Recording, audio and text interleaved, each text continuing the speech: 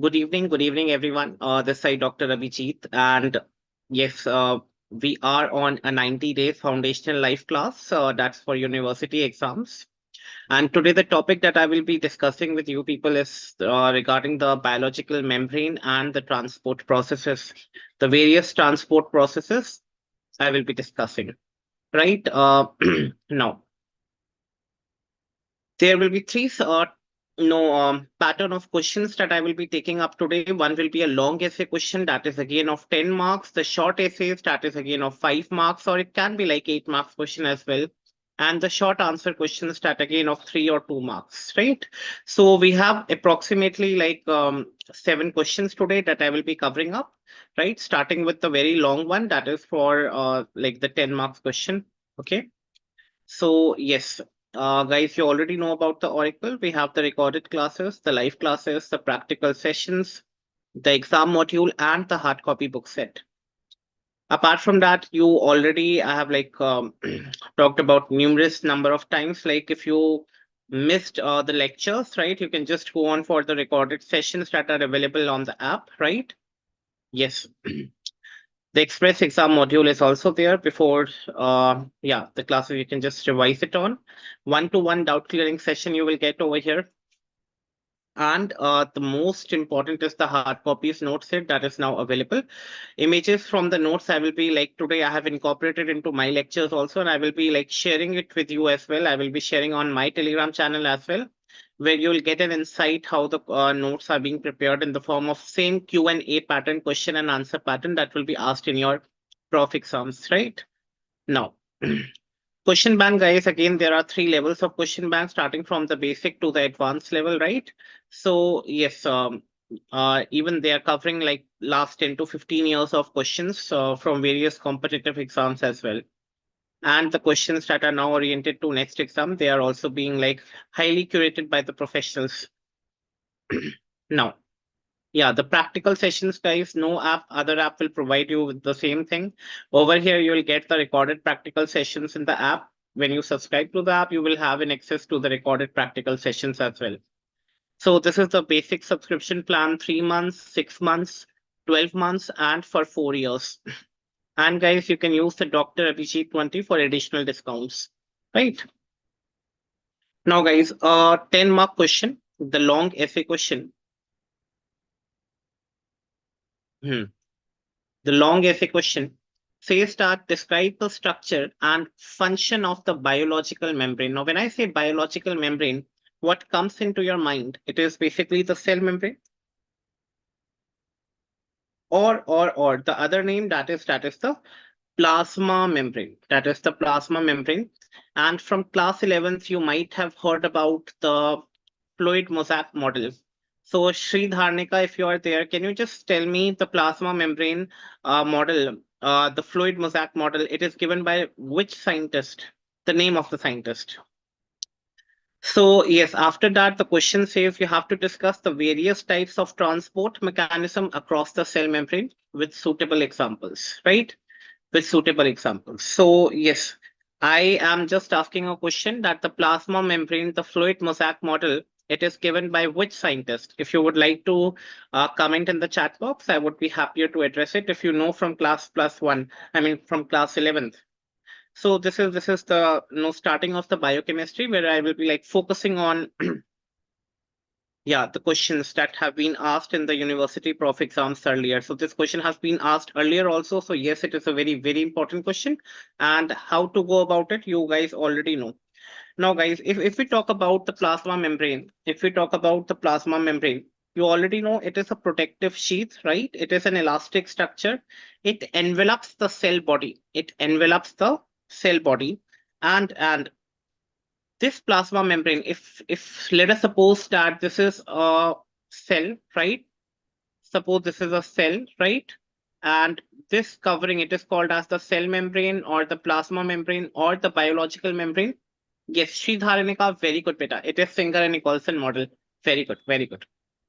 Now, if you just can see the cell membrane or the plasma membrane, it is separating the inner components of the cell from the outer or from the extra cellular part outside the cell, right?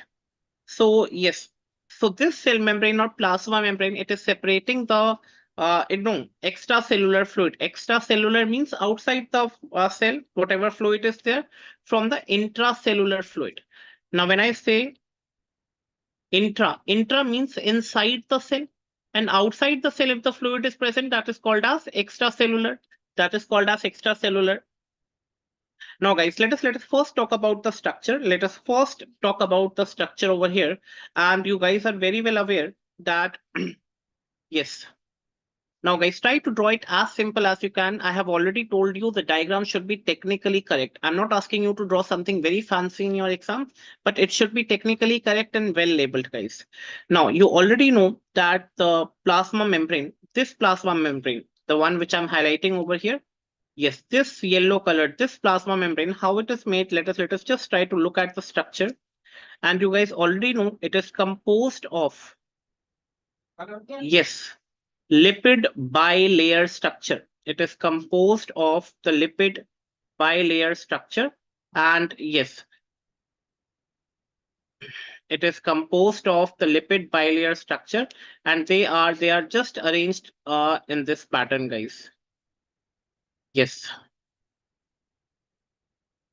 Now, this lipid bilayer structure, basically it consists of a head.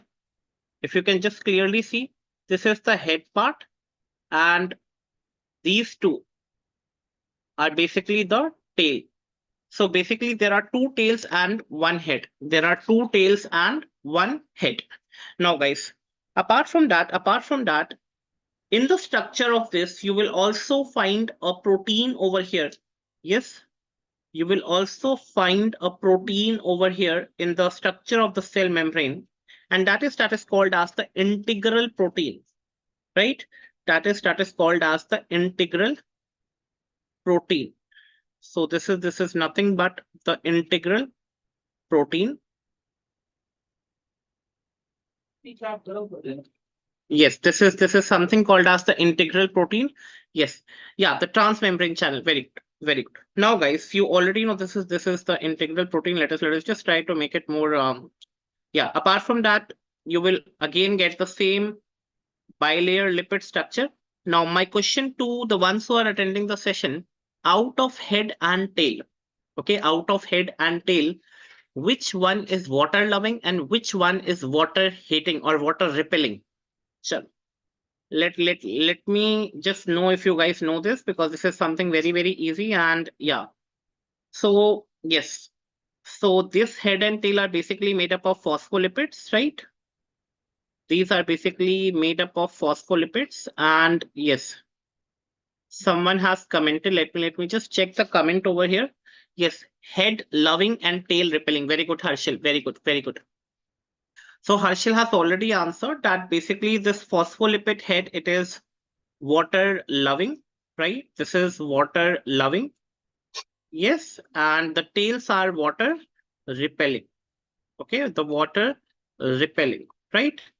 Now that is why the tails are always faced inwards. Now why beta? Because outside you already know basically we have the extracellular fluid outside, right? And yes, that is why we have the extracellular fluid outside. So that is something you have to remember. That's why the head part it is situated on the outer aspect, right?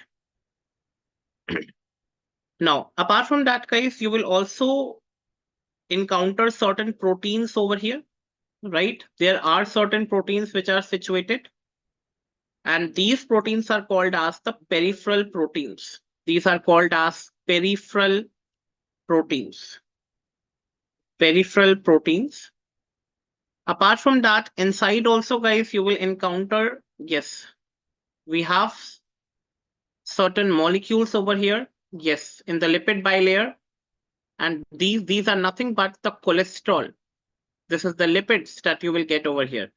We have the cholesterol, okay? So that is again you will get over here. Again, you will also encounter an important structure that is situated outside, and that is yes, nothing but the structure which is called as glycoprotein, carbohydrate protein. Together it is given a name. Yes, this structure it is called as glycoprotein.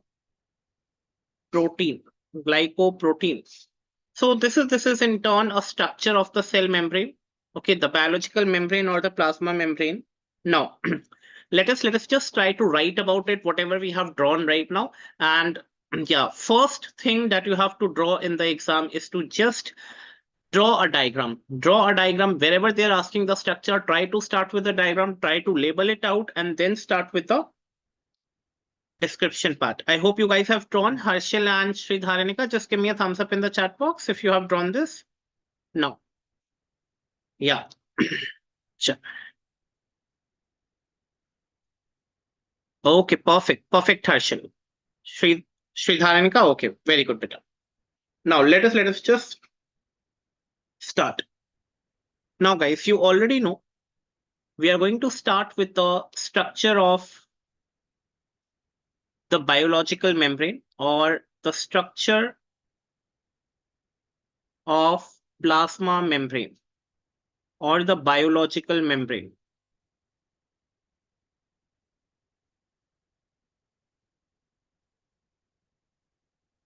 Now, the very first thing you should know that we have something called as the lipid layer. The lipid layer. And you already know the lipid layer, it is basically composed of three main types, right? It is basically composed of three main types, right? So we have, it could be in the form of phospholipids, right? It could be in the form of phospholipids. It can be another kind of lipids, guys, that I will be discussing with you. That is called as sphingolipids. As of now, just try to remember the name. It is called as sphingolipids. I will be discussing the chemistry of this lipids later, right? So as of now, just remember we have phospholipids, we have sphingolipids, and along with that, we have drawn one more structure over here in the red, guys, in the red, and that is nothing but the cholesterol. That is nothing but the cholesterol, right? So lipids are basically, which you can see over here. Yeah, we have phospholipids, we have sphingolipids, and we have the cholesterol. Spingo, basically, it is a type of an alcohol, guys, right? So we'll be discussing like later on also phospholipids, lipids combined with the phosphate group, right?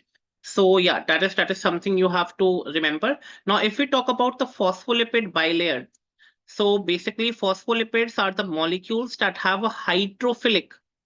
Okay, now when I say hydrophilic, hydrophilic means water loving, right?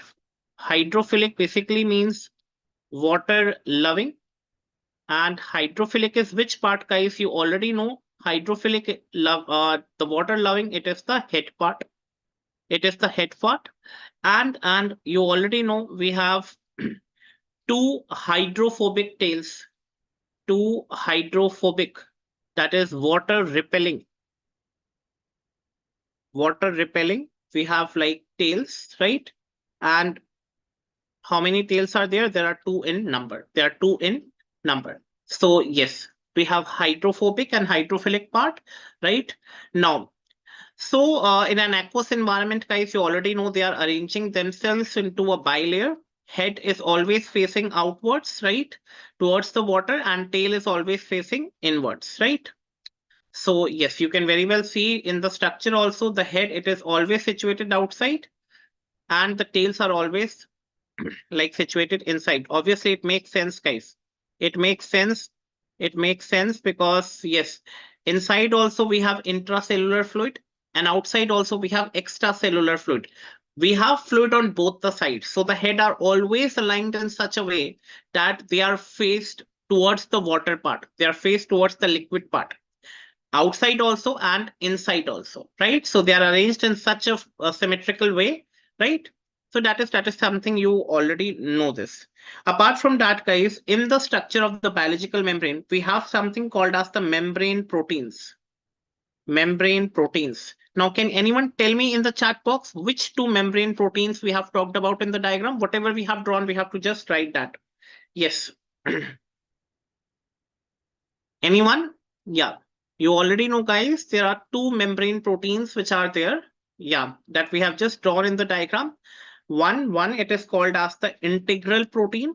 The big one which you can see that is present all along the membrane, that is the integral protein. And one which is present on the periphery of the membrane, that is called as the peripheral protein. That is called as the peripheral protein. Yes, Harshil, very good, beta. Integral proteins and peripheral proteins. So we'll write down about this. We already know we have the integral proteins, right? Integral proteins. And apart from that, we also have the peripheral proteins. Peripheral proteins. Now, you guys already know when we talk about the integral proteins are the ones which are spanning the entire membrane, span the membrane and can function as channels, right? I will be talking about these channels. They can function as transporters, or even they can also function as receptors, right? So remember that integral proteins are the ones, guys, that will span the membrane. They are present all around the membrane, span the membrane, and can function as, yes, channels, transporters, or receptors, right? So basically the function of the integral proteins, they can also function as channels, transporters, and receptors. Apart from that, the peripheral proteins are the ones, they are located. Okay, where are they located, guys? Either on the outer surface. Suppose, let us suppose this is the plasma membrane. So these peripheral proteins are present either on the outer surface or the inner surface of the membrane, right? So located on outer surface or inner surface of membrane. Inner surface of membrane. Okay.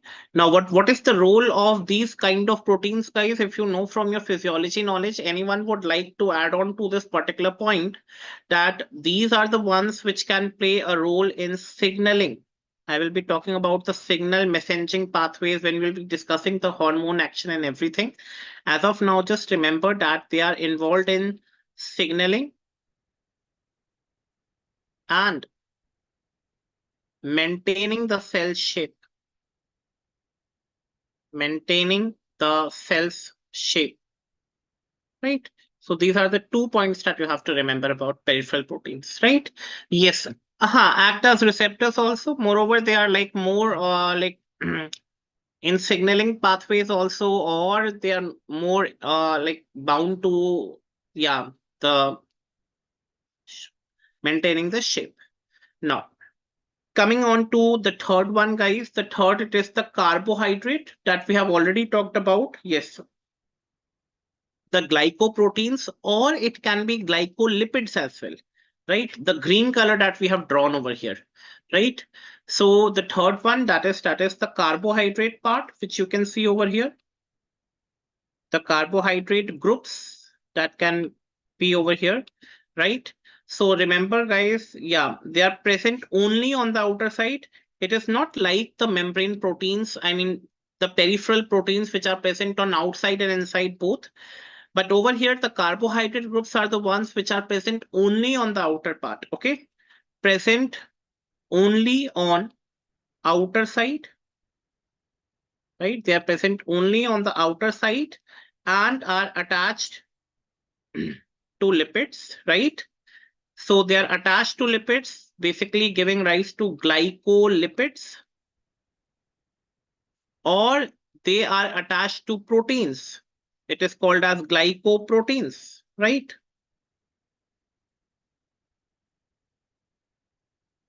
So that is that are no, having a very important role in cell recognition and cell communication. So we have glyco means carbohydrate with lipids, glycoproteins, carbohydrate with proteins, right? So basically these are the ones which you can find on only on the outer surface of the cell membrane, and thus they are important in the structure of the biological membrane. So I hope this is clear, guys. I hope the structure is clear, how it is composed of lipid, the membrane proteins, and the carbohydrate groups. So just give me a thumbs up in the chat box if the structure is clear and the diagram is clear. Just give me a thumbs up in the chat box if the structure is clear and the diagram is clear to one and all. Yes, Shri Dharanika, Harshil, very good. Very good, guys. Arpit, very good. I hope you all are attending. Yeah. Harsh Vyas, very good, beta. Perfect, perfect, beta. Just try to write the answers along with me. Whatever I'm writing, just same you have to just copy in your like exam, right? Please try to understand the concept. These are very, very like basics that you have already done. When we'll start with the core biochemistry in the next class, the chemistry of carbohydrates and everything, all the metabolism pathways, they are a bit difficult. But if you are starting from the basics, I will be like drawing, writing everything with you guys. Absolutely no need to worry. Now, coming on to the next part of the question, describe the structure and the function of the biological membrane. Now, before coming on to the function, guys, I just wanted to tell you about the fluid mosaic model. And you already know as no, Sri Dharanika has already answered. It is proposed by Singer and Nicholson, right? Now, this section I've taken from the notes part, right? So you have to just mention about this in the structure as well. So now, biological membranes are remarkably thin. Basically, you have to mention the size, guys. It is from 5 to 8 nanometers in thickness, right? Important point. They are 5 to 8 nanometers in thickness. Primarily composed of lipid bilayer. We have already discussed this, right? Now, the bilayer serves as a fundamental structural component of the membrane. Okay, ठीक है. Now, hydrophobic part, we have already discussed. The water heating part are the tails. And yeah, they are always facing interior, right? The hydrophilic, the water loving part, they are facing outwards. The head part, right? We have already discussed the head and the two tails. Head always facing outwards towards the water and tail always facing inside, right? So that is about the fluid mosaic model. And in turn, shortly, we have also like covered all the points related with this, right? No, no. So yes, we have already discussed this. Now comes on to the functions of the biological membrane. Now, can anyone tell me any function related to the biological membrane? What are the functions of these biological membrane? Anyone in the chat box?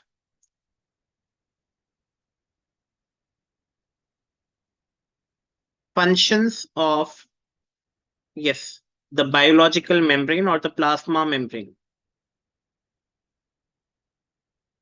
Very basic question, guys. If you can just add on to my knowledge, what are the different functions, right? So the very first function you already know, it is of transport, right? It is of transport. They facilitate the no movement of substances across the membrane, right?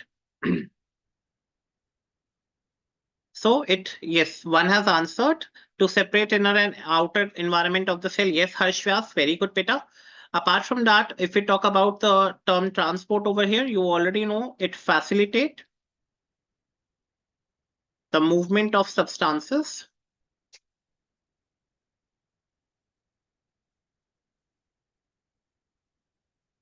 across the membrane,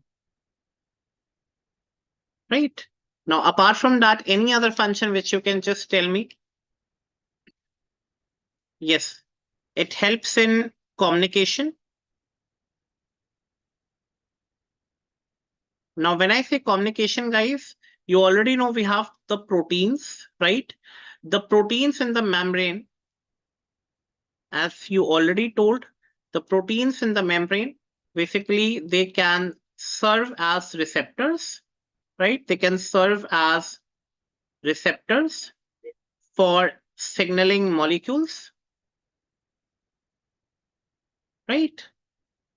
For signaling molecules, okay? And facilitating communication with other cells.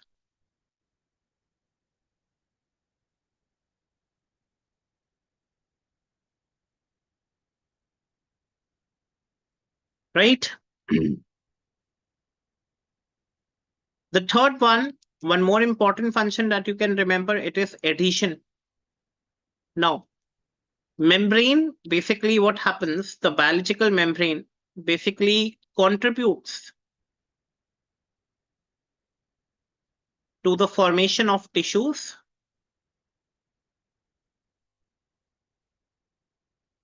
by allowing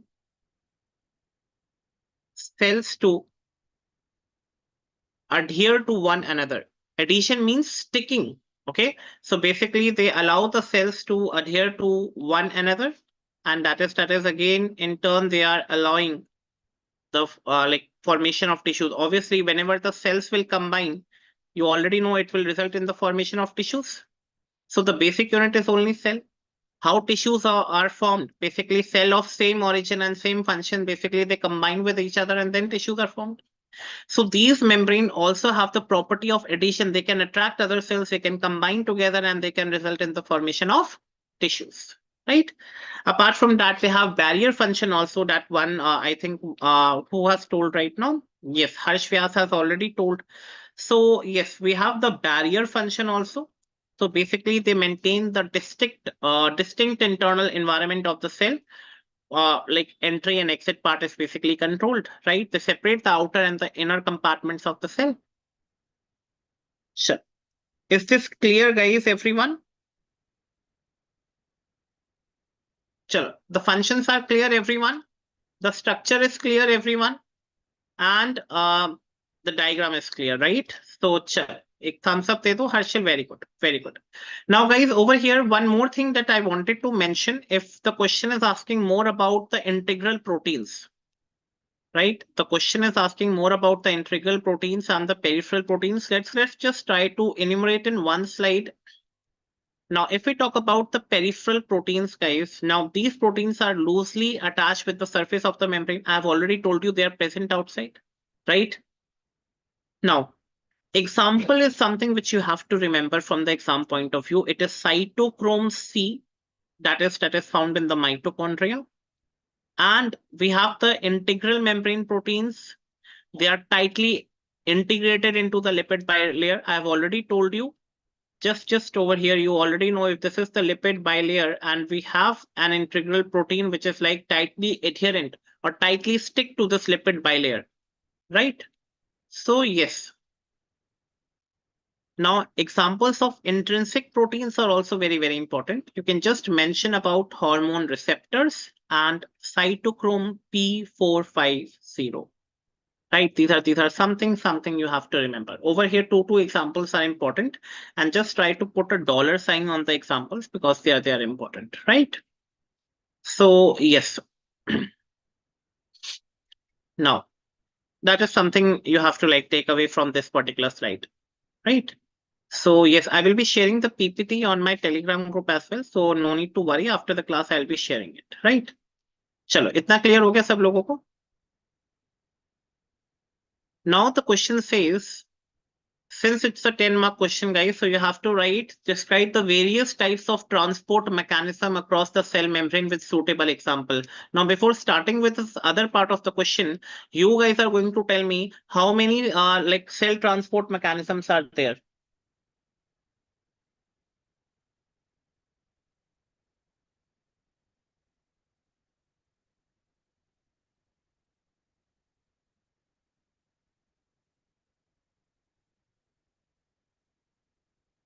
Hmm. Three. Harshil says three. Harshil, can you name this? Anyone? Hmm. Chalo, let us just try to see what all is there. Now, first try to draw a flow chart, guys. Flow charts are something like very, very, very important, right?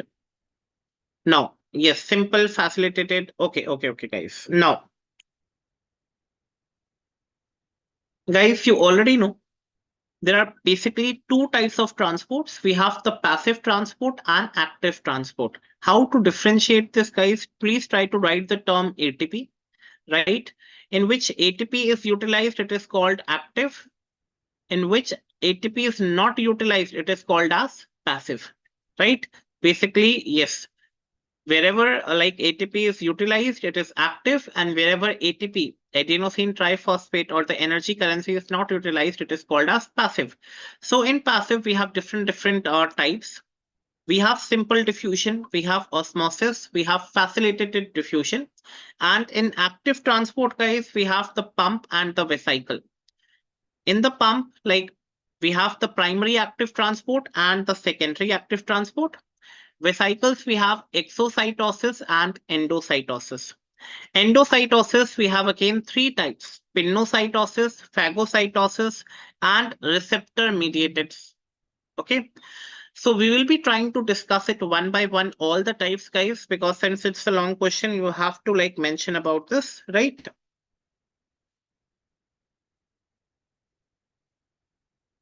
Hmm. Chalo, please try to pause this and try to draw this flowchart in your like copybooks, and in the same way, we have to discuss it one by one. So first we are going to discuss with the passive transports, and the very first one that we are going to like discuss it is the simple diffusion. It is the simple diffusion. Now, first thing that you already know about passive transport. So we are starting with passive transport, and you guys already know that passive transport basically does not require energy, right? It does not require energy, right? And it occurs along the concentration gradient. It occurs along the concentration gradient. Now, what does it mean, guys? Let us just try to take very first example. In the first, we are discussing the simple diffusion. The simple diffusion. Now, the first simple diffusion.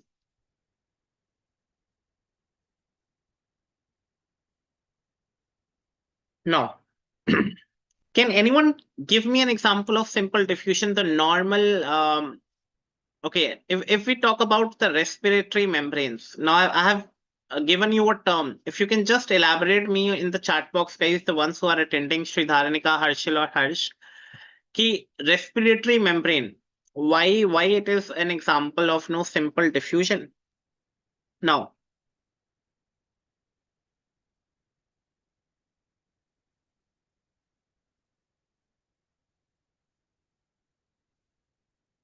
now guys, over here, remember, it is the movement of small or occurs along the gradient. Okay, movement of that I have already mentioned, movement of small or non-polar molecules. Non-polar molecules. Now, when I say non-polar, guys, you already know I am talking about oxygen, carbon dioxide, right?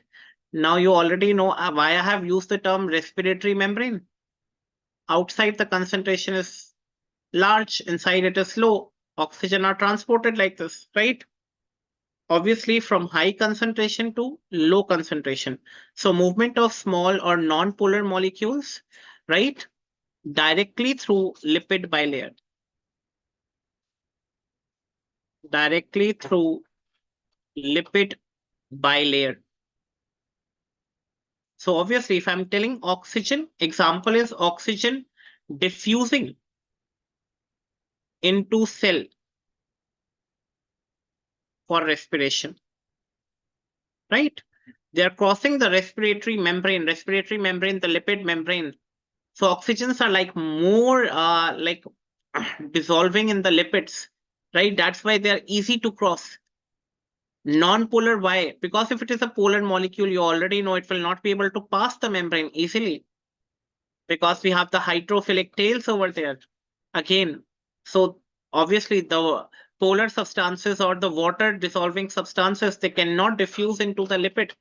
Have you seen ever like oil and water like mixing into one another? Absolutely not. So that is one of the examples, guys, that you can remember. So simple diffusion does not require energy. So all the important points that you have to remember: does not require energy, right?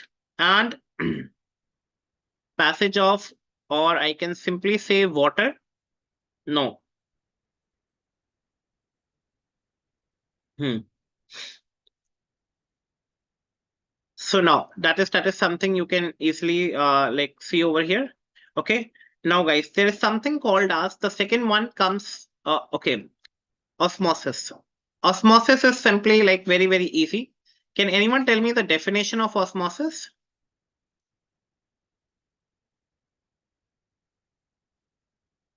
Uh, I lost my cursor.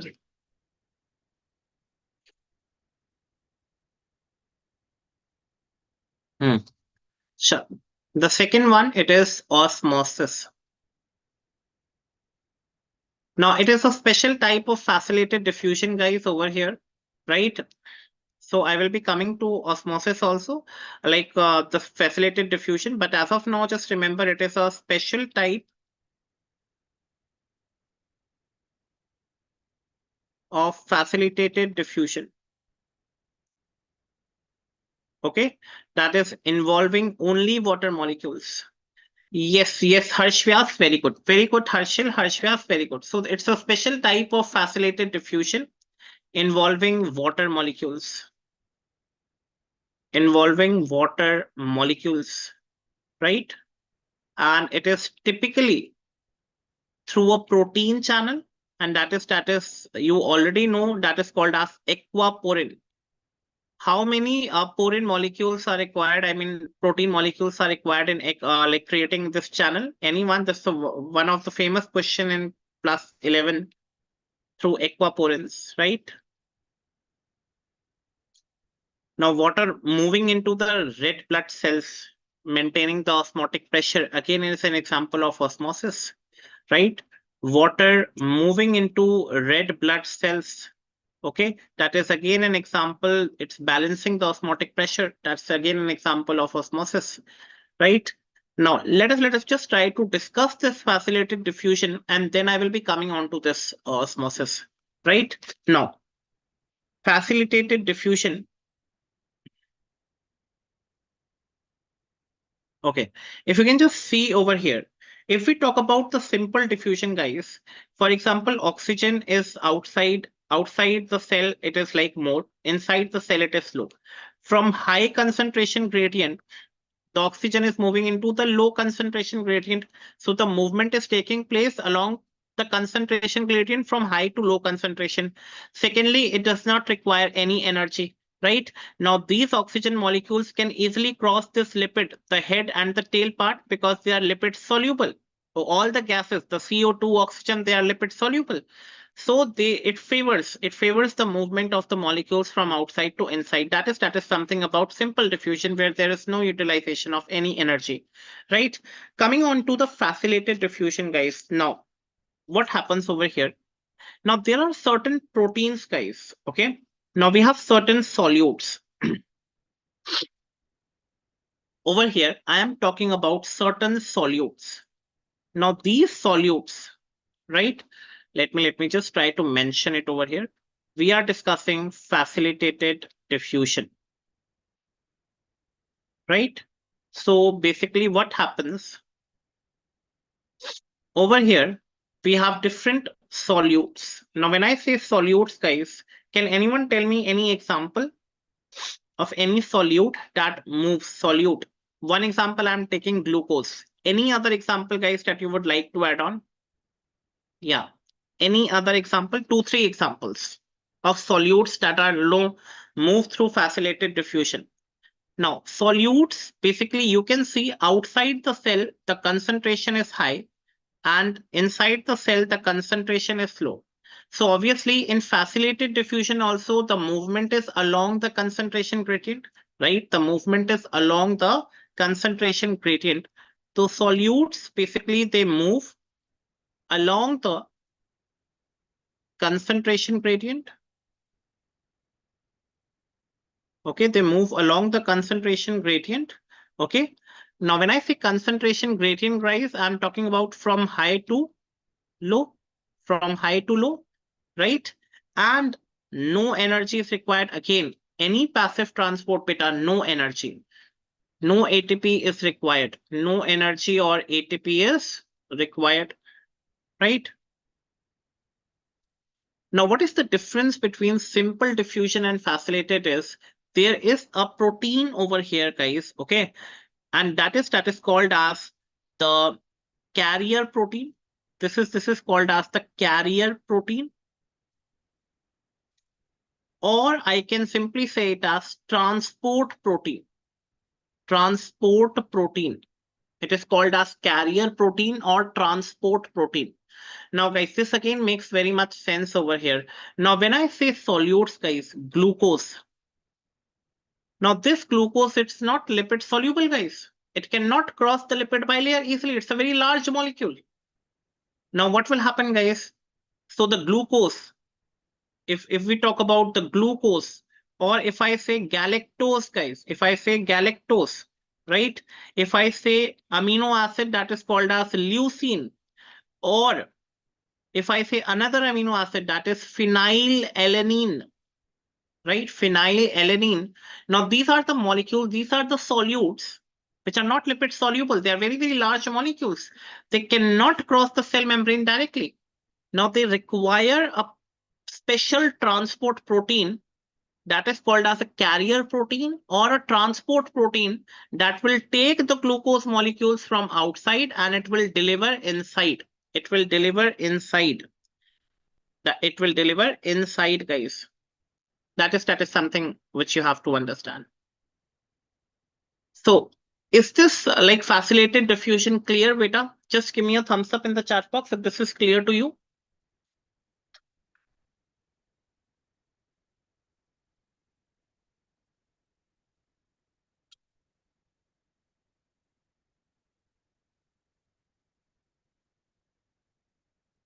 Yes, Shri Dharnika, Harsh Vyas, very good, beta. Chalo, perfect, beta. Now, over here, guys, we have just talked about osmosis. We have just talked about osmosis, and we require a special protein over here. That is aquaporins. Aquaporins. Yes, Harshil, very good. Aquaporins. Now, aquaporin is also a carrier protein. Again, guys, can water cross the cell membrane directly? Obviously not, because we have the tail part, guys. The lipid part. Lipid is not soluble in water. It will not never allow water to cross through the cell membrane. So we require a special protein, guys, and that is called as aquaporin, which will take the water molecules from outside and it will deliver the water molecule inside. And that is again referred to a very special kind of a transport that is called as osmosis. That is called as osmosis, right? So yes, I hope this is clear. I hope this is clear, guys. Now, over here, you just have to remember one more thing. What is the mechanism of this facilitated diffusion? I have to discuss the mechanism of the facilitated diffusion as well.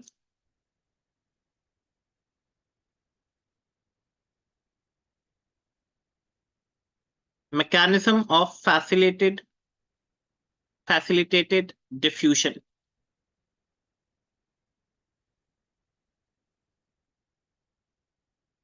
Now, guys, you already know we have talked about a protein that is called as transport or carrier protein. Okay, if you can see this blue color, it is called as the transport or the carrier protein.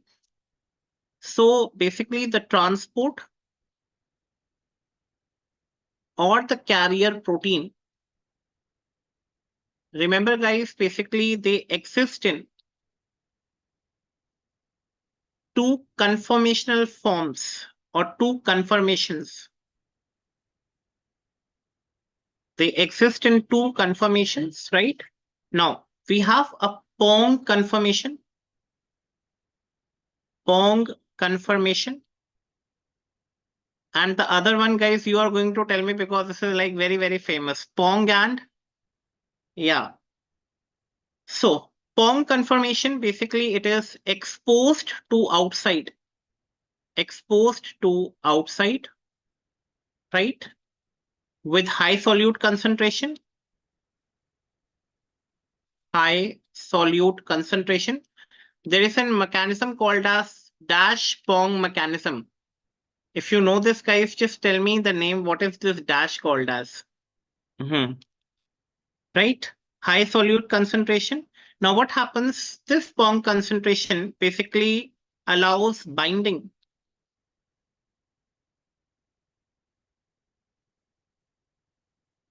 Allows binding of, yes, it is the ping pong mechanism, guys. So bond conformation, it is basically located outside, guys. It is the one which allows the binding of a solute, right?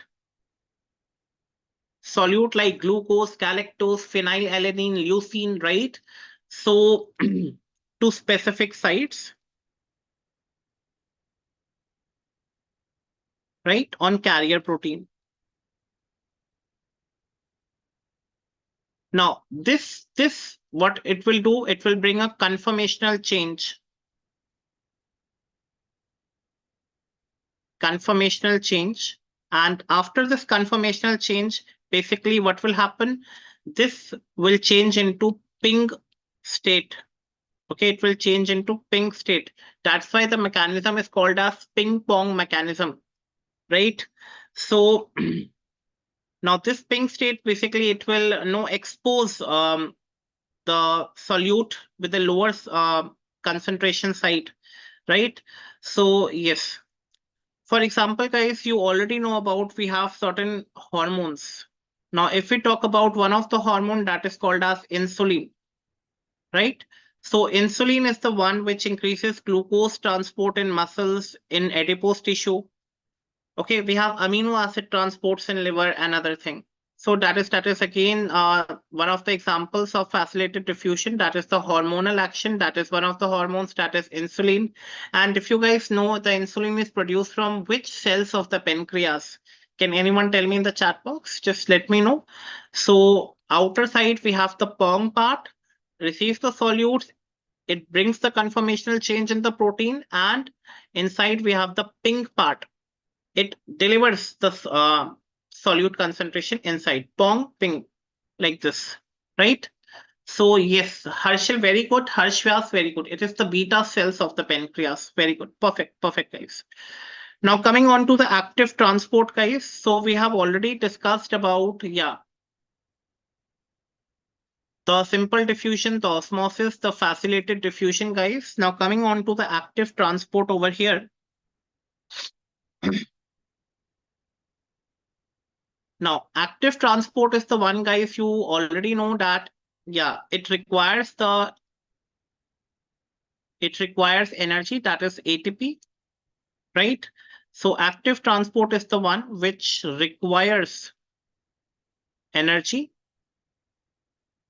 okay? That is from the ATP, right? To move substance against the concentration gradient from low concentration to high concentration against concentration gradient. Against the concentration gradient. Now this transport, guys, it is also called as uphill transport. It is also called as the uphill transport. Obviously, it is going from low concentration to high concentration. Okay, opposite from the previous one, right? So it requires energy that we have already discussed. Now, energy is basically obtained by what? Now, remember, guys, the energy is obtained by breaking down of adenosine triphosphate. Adenosine triphosphate. Okay. Now there are two carrier proteins which are like involved over here in active transport. Now in active transport, what are the carrier proteins which are involved? It also requires the carrier proteins. So the carrier proteins which are involved over here, yes, they are simply of two types. We have the uniport and symport or antiport.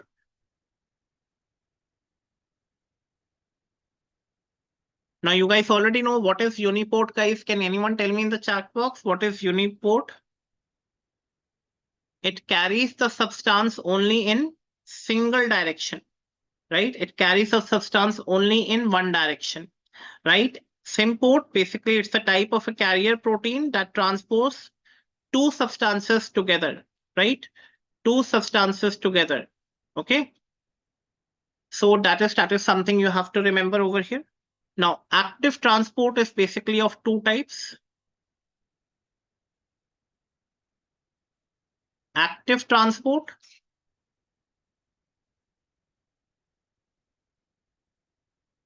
it is basically of two types. And you already know we have primary active transport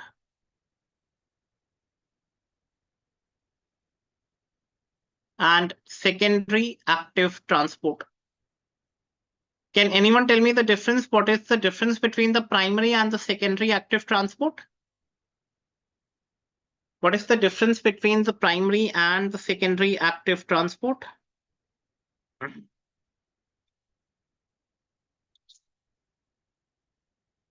Now, now it is the type of transport, guys. In primary active transport, it is the type of transport mechanism in which the energy it is utilized directly. So there is direct use of ATP, right, to transport molecules, right, to transport molecules. And very, very important, the example that you have to remember over here, we have the sodium potassium pump. We have the sodium potassium pump, right? Sodium, potassium, even the calcium, hydrogen, chloride, basically they are transported by this method. Sodium, potassium, chloride, hydrogen, right? They are basically transported by this method, even the calcium, guys, right? So yes, secondary active transport, basically now what happens, guys, over here? Let me just try to tell you over here. Okay, before coming on to this, let us just try to understand what happens over here in the sodium potassium transport. Now, can anyone tell me over here, although we have a separate question on sodium potassium pump, so I will be discussing in this. So yes, let's not discuss over here. So just in short, you have to write over here. Yeah, coming on to the secondary active transport, guys, you already know it is the transport of the substance. Okay, transport of substance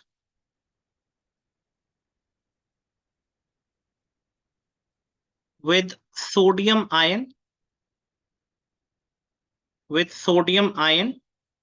by means of a common carrier protein.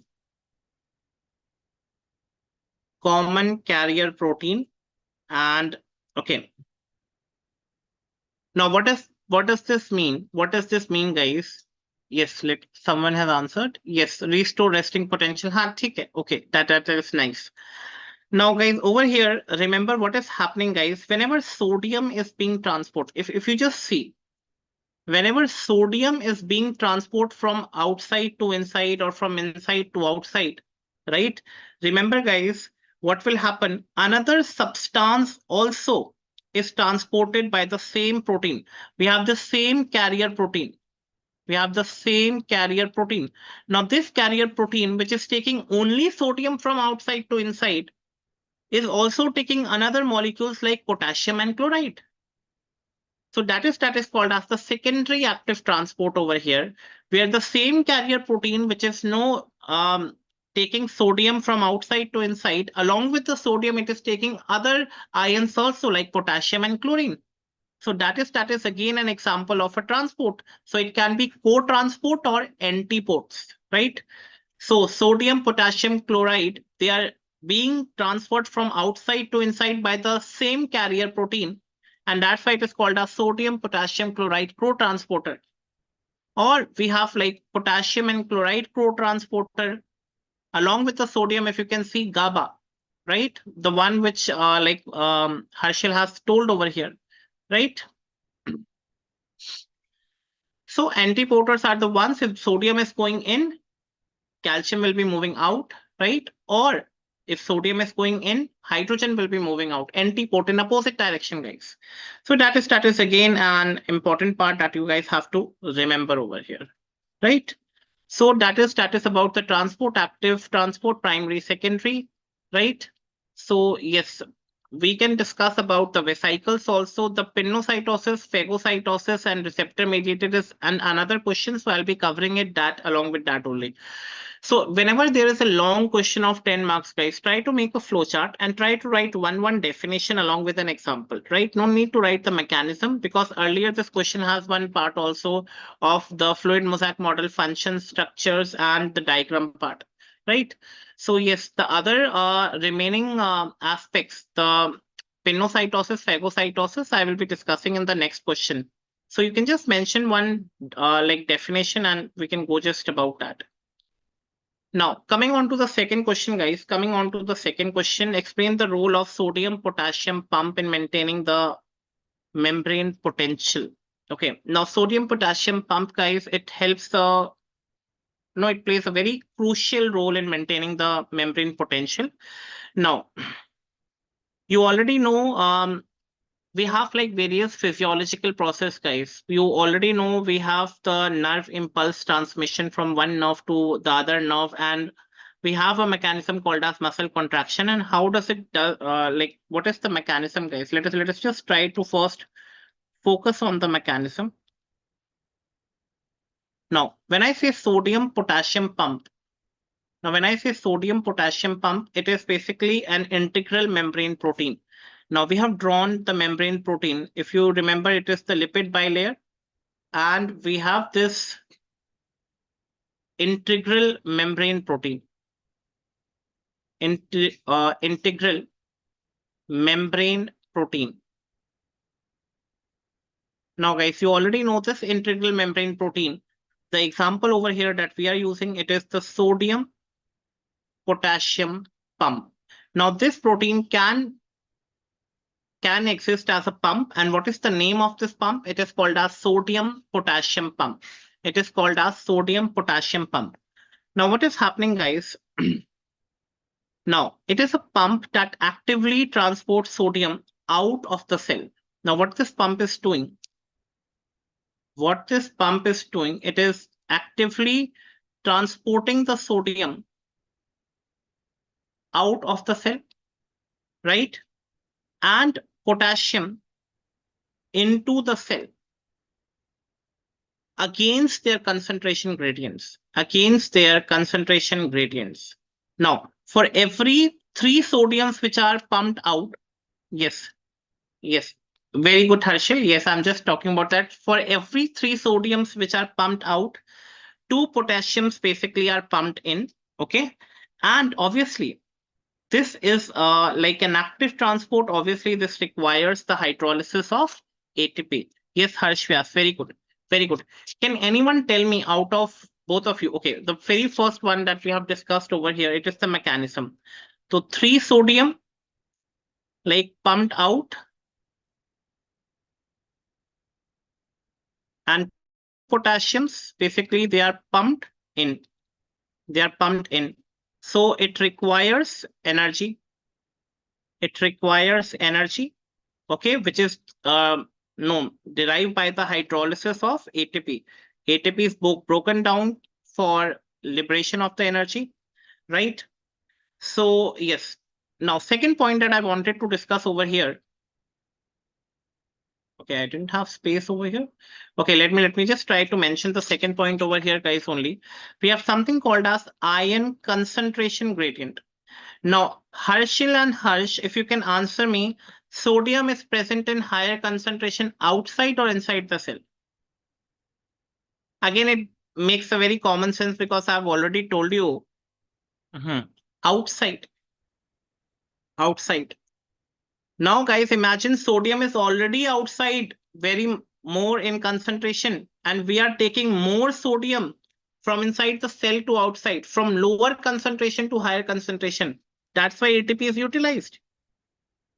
Okay, so sodium basically it is higher outside, right? And lower inside.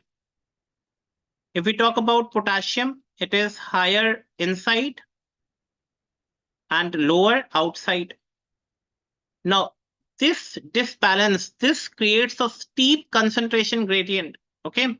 And that is for the function of this like pump. That is something you have to understand about this. Now, guys, how does this help in maintaining the membrane potential?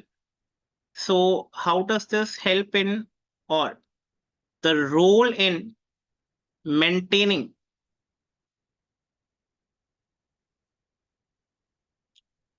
let me yeah maintaining membrane potential. Now, guys, you already know we have something called as the resting membrane potential. Can anyone tell me the resting membrane potential of a neuron? It is how many millivolts? From your physiology knowledge, if you know the resting membrane potential of a typical neuron, guys, yes, you have already answered. Harshil 7 नहीं है 70 है. हाँ वो 0 miss हो गया होगा. Yeah, it is minus 70 millivolts in neurons, right? Now, indicating that inside the cell, it is like more negatively charged related to outside. Understand?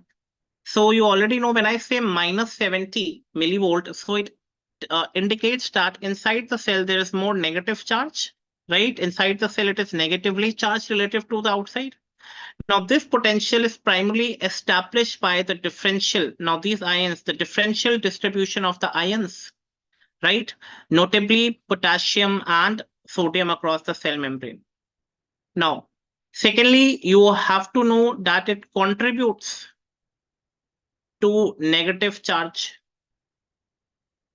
It contributes to the negative charge. The sodium potassium pump, guys, it contributes to the negative charge. Now, this sodium potassium pump basically helps in maintaining the negative resting potential. How it is like maintaining the negative resting potential? It is pumping the 3 sodium outside, 3 like more positive charges outside. Then it brings only 2 like potassium inside, right? Since 3 sodium ions, if you can just see the diagram, 3 sodium ions are exported for every 2 potassium which are now coming in. So there is a net movement of positive charge out. You can see 1 positive charge extra is moving out. So that is basically contributing to a negative charge inside, right? So yes. And apart from that, you can also remember that it helps the role in, it's a very important role in action potential also.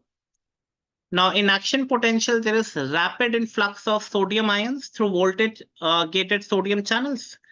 Now, if like there is a rapid influx of the sodium ion, what it will do, guys, it will depolarize the membrane. You will be studying this depolarization, repolarization in physiology, right? So as of now, just remember, so this sodium potassium pump helps in restoring the resting membrane potential after an action potential by moving sodium out and potassium in, right?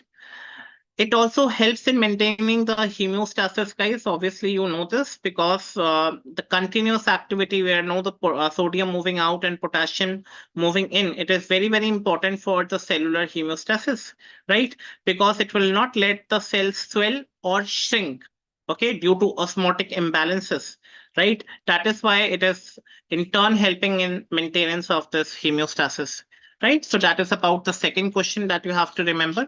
Okay, you can just maintain uh, cover all the important points if you know the basic concepts about this, right? So yes, I hope this question is clear. Just give me a thumbs up if you understood this question, guys.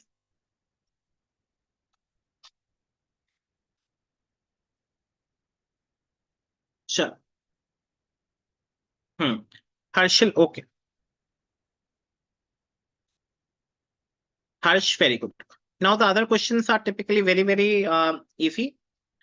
Now the question says describe facilitated diffusion and give examples of substances transported by this mechanism. Guys, again, I have discussed this in detail.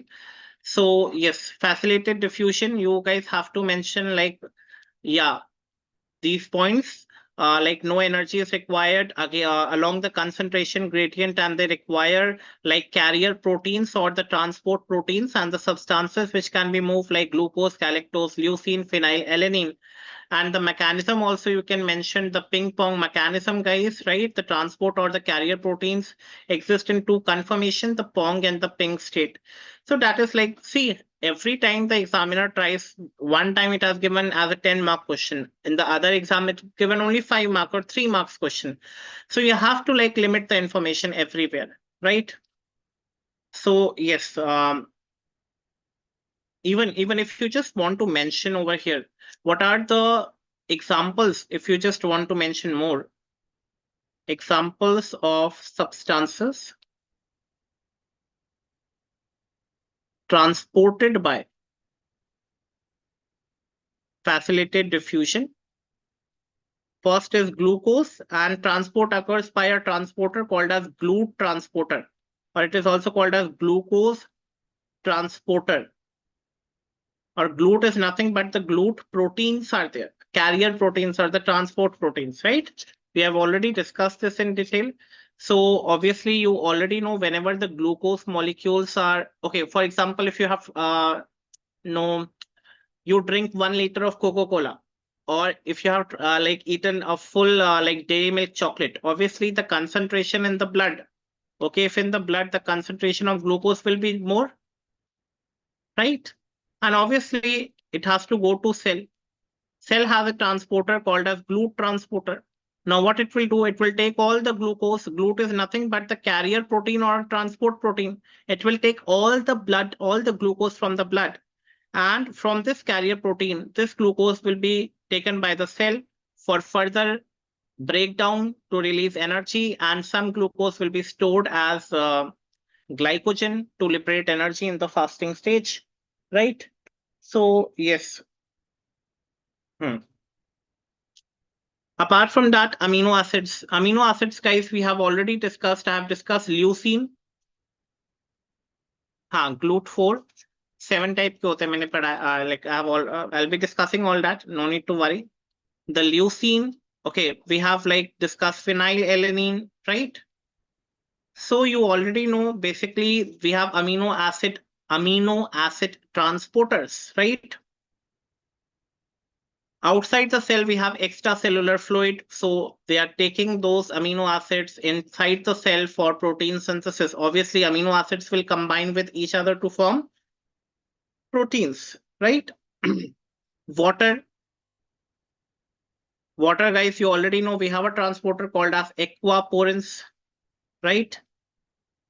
Okay, even the guys, ions like we have sodium channels, we have sodium channels, we have potassium channels, right? Okay, ions such as sodium, potassium, calcium, chlorine, right? They can all move through these channels. We have these channels, guys. These channels are basically the proteins which will take the sodium. Sodium are basically charged molecules, polar molecules. They are water soluble, but the membrane is made up of lipid, so they cannot cross the lipid directly, right? So obviously they need a protein that is the channel, um, right? And that is how they can like go into the cell and come out of the cell, right? So that is about the facilitated diffusion and some examples that we have already discussed so far. Now, guys, again in the active transport, we didn't discuss about endocytosis and like exocytosis, right? So let us just try to focus on endocytosis and exocytosis also. Now, endocytosis, guys, if you can just see basic definition, it is intake of the macromolecules, okay, by the cells. So intake of macromolecules by cells. Okay, exocytosis basically means the molecules are released out. So basically there is release of macromolecules, the large molecules from cells to outside, from cells to outside, right? So if we talk about like the basic part, endocytosis, basically it is now the exterior of the plasma membrane. If you see this plasma membrane, guys, the exterior of the plasma membrane has a pit. Pit means gatha. It means like gap, right? Pit, you already know, right? So yeah, like there are very coated pits over here which you will find on the exterior part of the plasma membrane. Okay, so pits can be internalized to form coated vesicle. Okay, coated vesicle, they will be like joining, these two membrane will collapse, and like obviously there will be a coated vesicle which will form. Okay, which will contain an like unusual protein that is called as catherine, right? So yes, now again an example that I'm using over here, it is, you don't remember, like you won't be able to understand that, but as soon as the lectures will come on, there is something called as low density lipoprotein. We have different lipoprotein. When I say lipoprotein, lipids anchored with protein, lipids combined with protein. So we have high density lipoprotein, low density lipoprotein. So uptake of low density lipoprotein, okay, into the cell, that is taking place by this particular mechanism, that is the endocytosis, right? And yes, the exocytosis, you already know. Basically, what is the most common example? That is the secretion of hormones. Secretion of hormones. Now, when I say secretion of hormones, for example, parathyroid hormone or insulin, right? They all basically, inside the vesicle, we have these hormones and they come onto the membrane, they merge with the membrane, and basically it is released out. Okay, into the extracellular part, right? So again, we have like three types that we have discussed over here. In endocytosis, we have phagocytosis, we have pinocytosis, and we have receptor mediated endocytosis. Phagocytosis, guys, you already know it means cell eating, right? It involves the engulfing of the large particles such as bacteria or dead cells, okay? And that is by the help of those pseudopodia. For example, macrophages. Macrophages are basically type of white blood cells. So these macrophages are using this phagocytosis to engulf and destroy the various pathogens in the body. Apart from that, we have pinocytosis. It is called as cell drinking, right? So it involves the uptake of extracellular fluid. Whatever extracellular fluid is there, it will engulf them, okay, and dissolve substances, okay. So yes, so basically, if you understand, there are many cells. For example, the intestinal cells, the epithelial cells of the intestine. So if they're using this particular phenomena, the pinocytosis, to absorb nutrients from the gut, okay, to absorb nutrients from the gut, right? And receptor mediated, guys, you already know it is more selective form of endocytosis, like where like various molecules, specific molecules such as ligands. You might have heard about this in chemistry. They basically bind to receptors. They bind to receptors on the cell surface, right? So basically, if we talk about chemistry, guys, the biochemistry part, the uptake of cholesterol via LDL, the low density lipoprotein, it's like a classical example for this, right? So yes, coming on to the next one, guys, fluid mosaic model, we have already discussed in the first question. So again, that's the same thing. Role of aquaporins in cellular transport. Now, guys, this is something. Now, you already know the aquaporins are nothing but the channel proteins, right? The aquaporins are nothing but the, okay, these aquaporins are nothing but the integral membrane proteins, and we have like discussed a lot over here, right? That forms pores or channels. and they are specifically designed for which molecules? Water molecules. Now they have a tetrameric structure, guys. They have a tetrameric structure. So basically, they consist of four identical subunits. Four identical subunits are there, right? And obviously, they allow like water to transport. And there is something called as selective permeability. Selective permeability, right? So now, the structure of the aquaporin is highly selective, guys. Okay, they only allow the water molecules while excluding the ions. They are not including ions or other solutes. They are selectively meant for water only, right? So that is something you have to remember, right? Facilitated water transport, regulating the water. So, what is the role? It is facilitating water transport. Secondly, it is regulating the water balance in the body and the cells, regulating water balance, right? Now, by controlling the flow of water inside and outside the cell, it will help in maintaining the osmotic balance of the cell. Osmotic balance. If the osmotic balance is maintained, obviously the homeostasis will be maintained, right? So it is like very much essential for the process such as nutrient absorption, water elimination, cellular hydration, guys, right? So obviously, if we talk about kidneys, right? Now in kidneys, the renal tubules, okay, the renal tubules, okay, we have different tubules, the proximal convoluted, the distal convoluted tubules.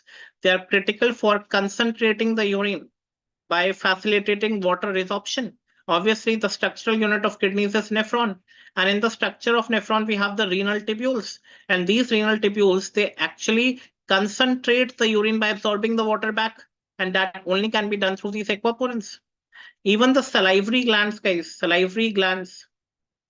So aquaporins over here, they help in or aid in no secretion of the saliva, guys, right? So how they like help in the secretion of the saliva by transporting the water into saliva producing cells, right? So that is again that you have to mention about over here. So yeah, active transport, and give an example, guys. We have already discussed the primary active transport and the secondary active transport. You can just mention to the first question that we have discussed. Again, it's a short question. Try to limit your information over here. Primary active transport, sodium, potassium, and secondary active transport, all the importers, antiports you can mention over here. Apart from that, pinocytosis and all that, right? So that is regarding today's lecture, guys. I hope you guys understood the today's lecture. Just give me a thumbs up in the chat box. Yeah. So yes, we'll be like meeting again. I will be starting with the biochemistry of the carbohydrates. That will be like an interesting topic, not like the ones which we have discussed. Yes, perfect, guys. So thank you so much for your patience for listening me out.